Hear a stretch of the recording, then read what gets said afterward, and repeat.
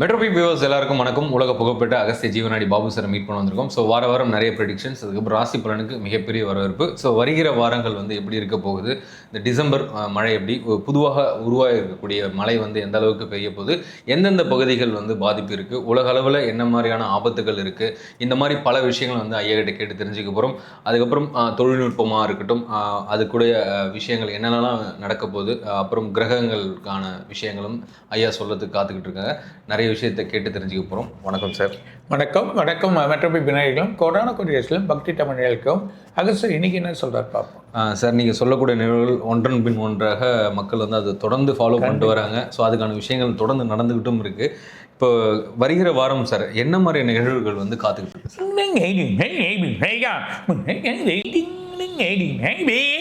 சென்னை புறநகர் பகுதி, அதுவும் நான் சொன்ன மாதிரியா நாகர்கோவில், திருநெல்வேலி, உங்களுக்கு இருக்கக்கூடிய தஞ்சாவூர்லாம் மிகப்பெரிய மழைகள் இருக்கும். இப்போ நல்ல மழை பெஞ்சுருக்கு. அது இல்லாமல் சென்னையிலும் சில இடத்துல வர வாய்ப்பு இருக்குது, சில மழைகள் இருக்குது. 25லேருந்து 28ஆம் தேதிக்குள்ளே இன்னும் மழைகள் இருக்குது. கிட்ட இந்த 6ஆம் தேதிக்குள்ளே அப்படி மழை வந்துடுச்சுன்னா சென்னையில் 2 நாள் இருக்குது. இந்த 2 நாள் கொட்டி தீர்த்துரும். அந்த மாதிரி ஒரு மழையும் இருக்குது. அப்படி இல்லைன்னா அப்படியே போயிடும். ஆனால் புறநகர் பகுதியில் எல்லாத்துலேயும் நல்ல மழைகள் காத்து. ஒரு நடிகர், அவரோட பேச்சால் அரசியலில் மாற்றங்கள் வரும். நிறைய குழப்பங்கள் மாற்றங்களே ஏற்படும். ஒரு ஸ்கூலில் ஒரு பெரிய பிரச்சனை, ஒரு பிள்ளை, ஒரு குழப்பம் ஏற்பட போகுது. ஒரு பள்ளி வேலாகும் பிரச்சனை ஆகணும், இல்லைன்னா இடியறதுக்கும் வாய்ப்பு இருக்குது. ஒயிட் கண்ட்ரியில் குளிர் இருக்கும்.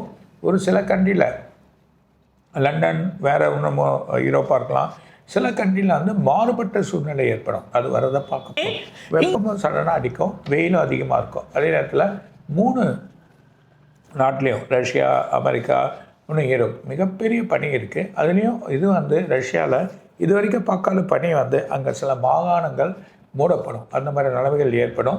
அதுவும் இதில் பார்த்திங்கன்னா அமெரிக்காவில் ஒரு மாநிலம் முழுதுமே அவதிப்படுவாங்க. டெல்லியில் வளாகம் இன்னொரு இடத்துலையும் பிரச்சனை.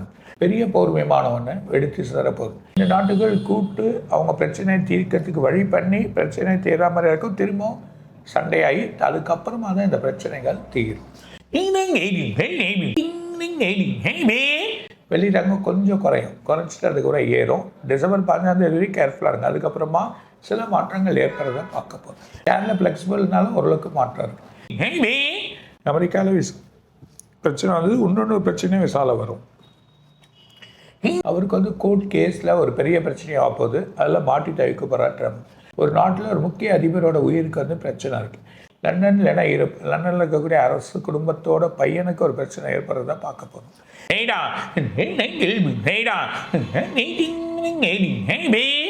எல்லையில் ஒரு பரபரப்பு ஏற்படும். திரும்பியும் ஒரு பிரச்சனை இருக்குது. அந்த பிரச்சனை மூலயமா ரொம்ப பாதுகாப்புகள் ஏற்பாடாகிடும்.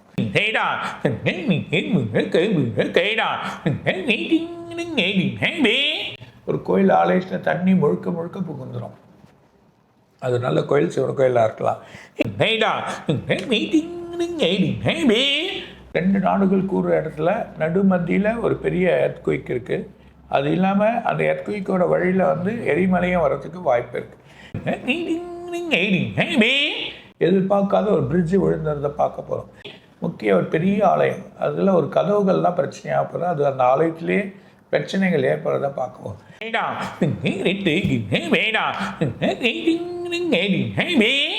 சூரிய குடும்பம் இப்போ ஒரு வால் நட்சத்திரம் போயின்னு இருக்குது. அது இல்லாமல் இன்னொன்று வால் நட்சத்திரமாக எழும்பி வர்றதை பார்க்க போகிறோம். இது ஒரு பெரிய குழப்பத்தை ஏற்படுத்த போது நிறைய ஆராய்ச்சியாளர்கள் கொஞ்சம் குழப்பமாயிடுவாங்க. அதுவும் சயின்டிஸ்ட்லாம் கொஞ்சம் குழப்பத்தில் ஏற்படுத்தி அதுக்கப்புறம் ஒரு விட கிடைக்கும். ஆனாலும் பிரச்சனை இல்லை. ஆனால் பெரிய குழப்பத்தை ஒரு வானவியல் பிரச்சனையாகவே போயின்னு இருக்கும். ஒரு கூட்டமைப்பு வழி நடக்கும். ஒரு அதிபர் ஒரு குழப்பமாயிடுவார். அது ஒரு பிரச்சனையாகும். ஒரு 3 கூட்டமைப்பில் ஒரு அதிபருக்கு குழப்பம் இருக்குது. இந்த பௌர்ணமி சூரிய ஒளி மாறுபட்டு இருக்கும். அதே நேரம் பௌர்ணமி நிலவோட ஒளியும் மாறுபட்டு இருக்கும். மிகப்பெரிய முஸ்லீம் நாடு, அதோட நடுமதியில் மிகப்பெரிய பூகம்பம் ஒன்று காத்து மழையான எர்த்குயிக் வரும். டெல்லியில் மாசு அதிகமாகிடும். அந்த பனினால் அவதிப்படுவாங்க. அங்கே நோயும் ஒன்று தொற்றின்னு வந்துடும். அந்த நோயினால் மக்கள் கொஞ்சம் நாளைக்கு அங்கே அவதிப்படுகின்ற நிலைமை இருக்குது. கேரளா, ஆந்திரா, தமிழ்நாட்டோட பார்டரில் ஒரு முக்கியமான அந்த நோய் ஒன்று பரவின்னு இருக்குது. அந்த நோய் ஆளை ரொம்ப மிரட்டிட்டு போகும். சில குழப்பங்கள் ஏற்பட போகுது. அந்த நோயினால் கேர்ஃபுல்லாக இருங்க. இருந்தாலும் நமக்கு பெருசாக ஆபத்தில் இருந்தாலும் அந்த டைம் டிசம்பர் ஜனவரிலாம் இந்த மாதிரியா இருக்கும். ஒரு ஸ்கூல் பிரச்சனையாகி திரும்ப பிரச்சனையாகும். அந்த மாதிரி நிலைமையாக ஏற்படுறது பார்க்கும். இந்தோனேஷியாலையும் அங்கே வந்து எர்த்குயிக் ஒன்று வருது. தண்ணி கடல் மட்டம் உருவாக சொல்ல இந்தோனேஷியாவோட இதில் வந்து தண்ணி வந்து உள்ளே வர்றது இந்த வாட்டி நம்ம பார்க்க போகிறோம். ஒரு முக்கிய ஃப்ளைட் காணாமல் போய் கிடச்சிரும். இன்னும் நிறைய இருக்குது, அதை பற்றி சொல்கிறேன். சூப்பர் சார், நிறைய பதிவுகள் சொல்லியிருக்கீங்க சார். அதே மாதிரிலாம் கடந்த ஒரு சில பதிவுகளில் வந்து நீங்கள் இந்த மாதிரி ஸ்கூல் வளாகத்தில் அது சம்மந்தமான பிரச்சனைகள் ஒன்று, ஒரு கல்லூரி மாணவி கூட ஒரு பிரச்சனையில் கத்தியில் குத்தி பிரச்சனைகள்லாம் நடந்தது. வருகிற மாதம் வந்து இறுதி வந்துட்டோம். ஸோ 24 ஆயிடுச்சு. இன்னும் இந்த ஒரு வாரத்துக்குள்ளே வந்து இந்த தங்கம் அந்த வெள்ளியோட நிலவரம் வந்து எப்படி இருக்கும்? மேலும் கிழமை ஏறி இறங்கி கொஞ்சம் இறங்கிடும். ஆனால் டாலர் ரேட் ஏறும், கொஞ்சம் இறங்கிடும். ஸோ இன்றைக்கி கிட்டத்தட்ட ஒரு 800 ரூபா கிட்ட குறைஞ்சிருக்கு சார். இந்த ஒரு வாரத்தில் எந்த அளவுக்கு ஏறும்?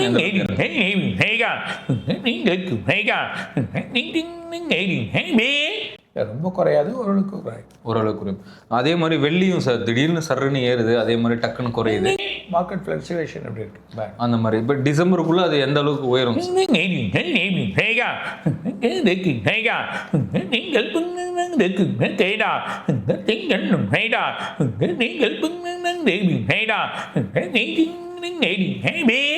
போர் நிறுத்தினா ஒன்றும் கொஞ்சம் குறையும். போரோட சலனங்கள் ஆரம்பித்தால் அதுக்கான வழி இருக்குது. ஆனால் இது வந்து ஜனவரி வரைக்கும் நம்ம அதில் கை வைக்க வேணாம், ஸ்லோவாக போகும் அப்படின்னு. அதே மாதிரி நம்மளுடைய நேயர்கள், மெட்ரோ விப் நேயர்கள் வந்து தொடர்ந்து வந்து அந்த சிறு ஓரளவுக்கு பெரிய அளவில் வந்து இந்த வெள்ளியோ தங்கமோ வாங்கி வியாபாரம் பண்ணுறது நல்லதா கெட்டதா வந்து தொடர்ந்து கேட்குறேன்.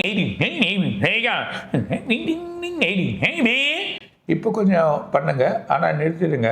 டிசம்பர் 15ஆம் தேதிக்கு மேலே பண்ணால் அதுக்கான வழிகள் வந்து நல்லபடியாக கிடைக்கும். Super sir. ஸோ அதே மாதிரி அந்த அயல்நாட்டு சம்மந்தமாக சில இடங்களில் வந்து மாறுபட்ட கிளைமேட் இருக்கும் அப்படின்னு சொன்னீங்க.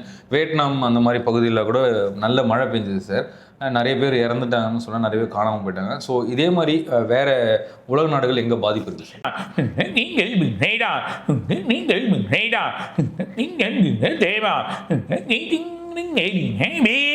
யூரோப்பில் 2 கண்ட்ரிகள், அது இல்லாமல் இந்தோனேஷியாலையும் பெரிய பாதிப்பை ஏற்படுறத இந்த நெக்ஸ்ட் இயர் ஸ்டார்டிங்லேருந்தே பார்த்தோம்.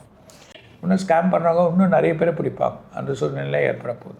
Super sir. சார் அதே மாதிரி இந்த உக்ரைன் ரஷ்யா வார் நடக்கிறதுனால வந்து உக்ரைன் மக்கள் வந்து கிட்டத்தட்ட வந்து 2.60 லட்சம் மக்கள் வந்து அமெரிக்காவை போய் தஞ்சம் அடைஞ்சாங்க சார். அது வந்து ஆல்ரெடி வந்து நீங்கள் சொன்ன மாதிரி அந்த விசா பிரச்சனைகள் வந்து நிறைய இருக்குது. அந்த உள்ளே போகிறதுக்கான அந்த காப்பீடு உரிமை, குடியுரிமை பிரச்சனை எந்த அளவுக்கு அவங்களுக்கு மீட்டு எடுக்க முடியும் சார்?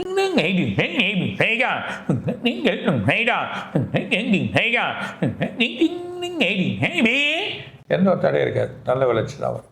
ஸோ ஏன்னா அங்கே இருக்க பகுதி நிறைய பேர் வந்து அவங்களுக்கு பிரச்சனை இல்லாமல் கரெக்டான அந்த ஃபுட்டுலாம் கிடைக்கும்.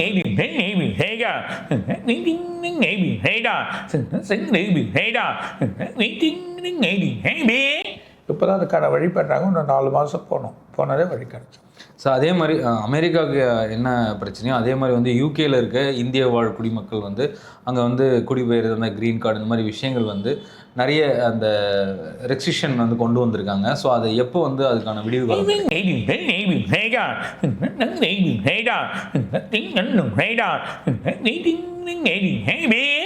நெக்ஸ்ட் இயர் ஸ்டார்டிங்லேருந்து நிறைய மாற்றங்கள் ஏற்படும். இந்த 1 இயரில் பாருங்கள், 2026க்குள்ளே விசாக்கெல்லாம் நிறைய மாற்றங்கள் ஏற்படுறத பார்ப்போம். ஸோ நிறைய பேருக்கு வந்து கிடைக்காம வெளியே வந்துருமான்னு அந்த அச்சத்தில் தான் அது நடக்கும்.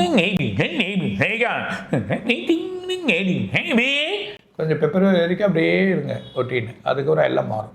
Okay sir. ஒரு 6-7 மாதத்துக்கு முன்னாடி நிறைய இந்த தொழில் சார்ந்த விஷயங்கள், வேலை சார்ந்த விஷயங்களும் வந்து உங்கள்கிட்ட ஒரு கேள்வி கேட்டிருந்தேன். அதுக்கு வந்து நீங்கள் சொல்லியிருந்த நிறைய மாற்றங்கள்லாம் கொண்டு வருவாங்கன்னு. ஸோ அதே மாதிரி வந்து பார்த்திங்கன்னா திடீர்னு வந்து இப்போது சட்டத்திருத்தம் தொழிலாளர்களுக்காக ஒரு இது கொண்டு வந்தாங்க சார். நைட் ஷிஃப்ட் பண்ணால் இரட்டை சம்பளம், இந்த மாதிரி நிறைய ஒரு பெஸ்ட்டு பெனிஃபிட்ஸ்லாம் வந்து கொடுத்துருக்காங்க. ஸோ இதனுடைய அடுத்த கட்ட நகர் வந்து எப்படி இருக்கும் சார்?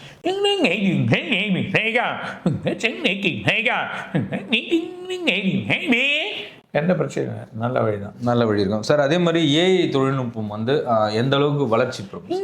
நெக்ஸ்ட் இயரில் இன்னொரு அட்வான்டேஜ் இருக்குது, அதில் ஒன்றும் நல்லா ஆகிடும். அது இருக்கும், நல்லாயிருக்கும் சார். அதே மாதிரி ஏஐ வந்து நாளுக்கு நாள் நல்லபடியாக வளர்ந்துக்கிட்டு நல்ல வழியும் கிடைக்கும். நல்ல வழிங்க சார். அந்த டெக்னாலஜி வந்து நிறைய விஷயங்கள் பண்ணிகிட்டு இருக்கு ஏஐ. அதே மாதிரி வந்து சார் ஆபத்தும் கூட சொன்னேன். இப்போ இந்தியா கூட சைனா வந்து ஒரு வார் தொடுக்கிறாமா, இது புதுவிதமான வார் அப்படின்ற மாதிரி சொன்னாங்க. இந்த க்ளவுடு எப்படின்ற முறை அது மாதிரி கிளாட்னு சொல்லிட்டு இன்னொரு ஆப் இருக்குது. அது வந்து இதெல்லாம் வந்து மனிதனாக அந்த ஸ்கிரிப்ட் அடித்தா தான் வரும் அப்படிலாம் சொல்கிறாங்க. இது வந்து தானாகவே வந்து சில விஷயங்கள் பண்ணக்கூடியது. இதனால் வந்து நிறைய ஸ்கேம் நடக்கிறதுக்கு வாய்ப்புகள் இருக்குது அப்படின்றாங்க.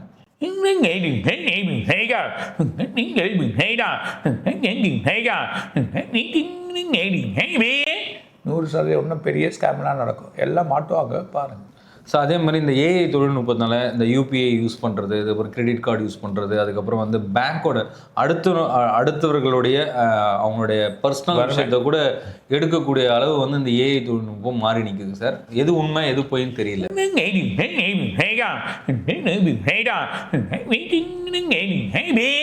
இதெல்லாம் ஒரு பார்ட். இன்னும் அட்வான்ஸ் வேணும், அட்வான்ஸ் வரும். அதே மாதிரி இந்த பேங்க்ல நிறைய சிறு முதலீடு போகிறவங்க அதுக்கப்புறம் பேங்க் விஷயமா பண்ணும்போது கூட ஒரு அச்சம் வருது சார் இந்த ஏஐனால. இதனால பாதிப்பு ஏதாவது இருக்குமா?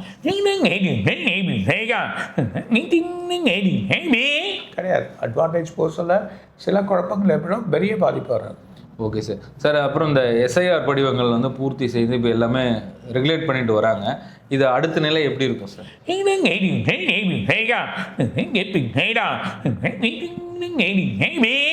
நிறைய பேர் ஓட்டு எண்ணிக்கை பெருகும்.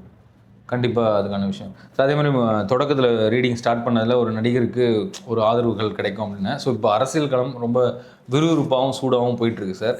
இது எப்படி இந்த களம் வந்து 2026 வந்து 4 அணியாக வருமா இல்லை 3 அணியாக?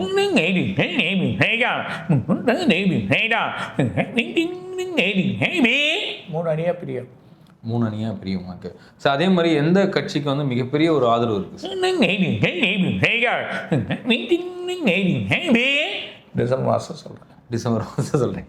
சரிங்க சார், ரொம்ப சிறப்பு சார். அதே மாதிரி சார் இப்போ புயல் வந்து உருவாயிருக்கு. இந்த புயல் வந்து பார்த்திங்கன்னா 2 புயலாக வர்றதுக்கு வாய்ப்பு இருக்குது. அதாவது பெரிய புயலாக வருது, இந்த ஓங்கி புயல் அந்த மாதிரி வர்றதுக்கு வாய்ப்பு இருக்குன்னு சொல்கிறாங்க. இதனால் வந்து எந்தெந்த பகுதிகள் வந்து பாதிப்பு?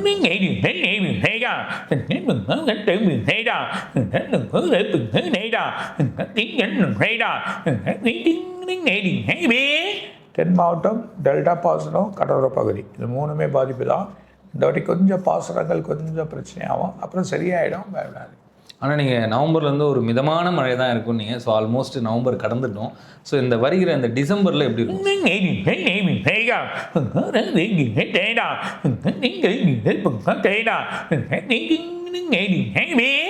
6ஆம் தேதியிலேருந்து 8ஆம் தேதி எதிர்பார்க்குறேன்.